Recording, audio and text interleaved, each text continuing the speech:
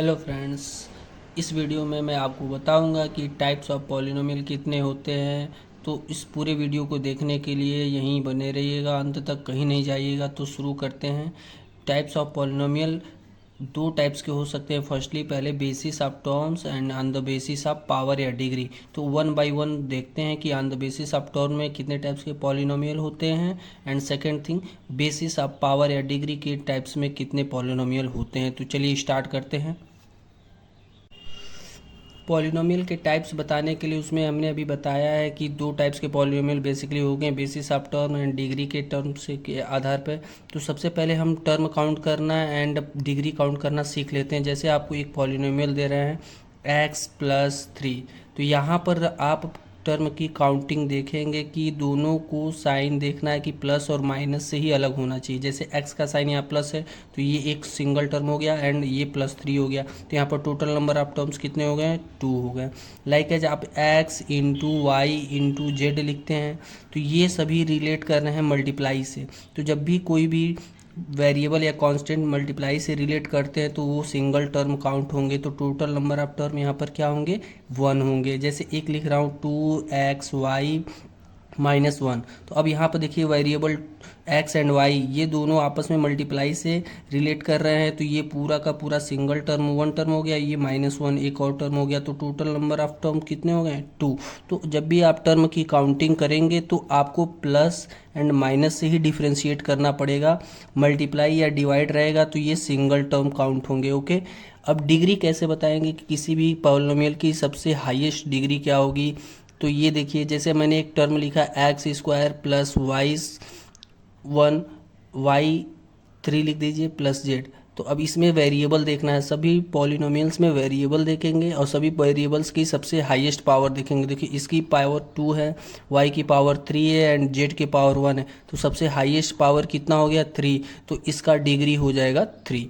एक और एग्जांपल लेते हैं, जैसे कि xy + y³ -a दिया है। तब यहाँ पर कैसे काउंट करेंगे कि डिग्री कितनी है इस पॉलिनोमियल की? तो यहाँ पर देखिए x एंड y दोनों किससे रिलेट कर रहे हैं? मल्टीप्लाई से रिलेट कर रहे हैं। तो यहाँ पर x की डिग्री पावर कितना है? 1 एंड आल्सो y का पावर कितना है? 1। दोनों को रिलेट ऐड कर दिए तो कितना मिल गया? 2।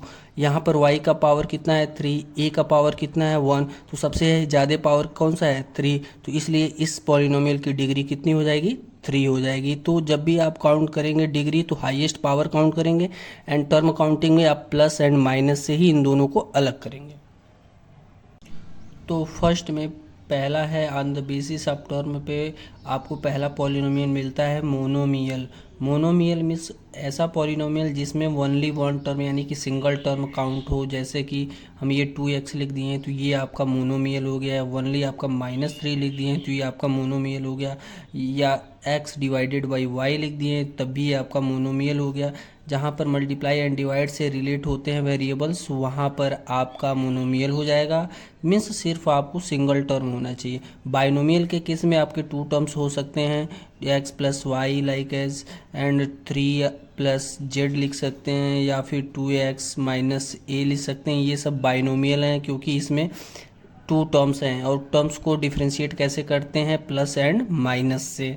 ट्राइनोमियल में 3 टर्म्स हो सकते हैं, x + y + z हो, या फिर आप 3x a + c लिख सकते हैं। एनीथिंग कुछ भी लिख सकते हैं, बस उसमें 3 टर्म्स होने चाहिए, वो भी डिफ्रेंशिएट होना चाहिए प्लस एंड माइनस से। क्वाड्रिनोमियल में इसमें 4 टर्म्स हो सकते हैं, x + 3 + y - z। ये आपका बन जाएगा क्वाड्रिनोमियल मीन्स जिसमें 4 टर्म्स हो सकते हैं। तो चलिए अब देखते हैं on the basis of power and degree के बेस पे कितने टाइम्स के पॉलिनोमियल होते हैं। On the basis of power and degree के बेस पे आपको कुछ टाइप्स के पॉलिनोमियल दिए हैं। First is linear.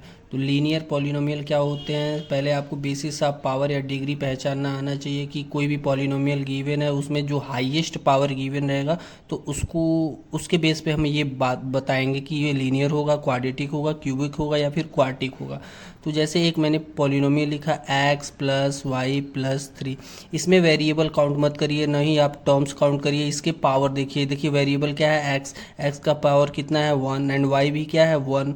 तो इन सबका हाईएस्ट पावर क्या है, 1 है। तो ये कैसा पॉलिनोमियल हो जाएगा, लीनियर। एग्जाम्पल और ले सकते हैं, 2x-3। यहाँ पर वेरिएबल देखिए 1x है, इसके हाईएस्ट पावर 1 है, तो ये हो जाएगा लीनियर पॉलिनोमियल। क्वाड्रेटिक पॉलिनोमियल में हाईएस्ट पावर ये रहना चाहिए 2, जैसे कि x² + 2x + 4 लिख दिए, तो ये क्वाड्रेटिक पॉलिनोमियल हो गया। लाइक एज एक और लिख सकते हैं x² - 1, ये भी क्वाड्रेटिक होगा। क्यों, क्योंकि सबसे हाईएस्ट पावर यहाँ पर क्या मिल रहा है, 2। क्यूबिक पॉलिनोमियल में सबसे हाईएस्ट पावर 3 रहना चाहिए, जैसे x³ - 1 लिख सकते हैं। जनरली आप ऐसे भी लिख सकते हैं y³, ये भी क्यूबिक पॉलिनोमियल है। इसमें आप टर्म नहीं काउंट करेंगे, केवल हाईएस्ट पावर काउंट करते हैं। एक और एग्जांपल ले सकते हैं, y³ - x² + z। तो इसमें सभी वेरिएबल्स हैं और वेरिएबल्स की हाईएस्ट पावर 3 है, तो इसलिए ये क्यूबिक पॉलिनोमियल हो गया। क्वार्टिक या बाई क्वाड्रेटिक, इसको दोनों नेम से जान सकते हैं। तो बाई क्वाड्रेटिक में सबसे हाईएस्ट पावर कितने होने चाहिए, 4 होने चाहिए, जैसे x⁴ - 3x³ + 3 लिख सकते हैं, या फिर y⁴ - 1, ये सब लिख सकते हैं। तो ये आपका क्वार्टिक या बाई क्वाड्रेटिक पॉलिनोमियल होता है।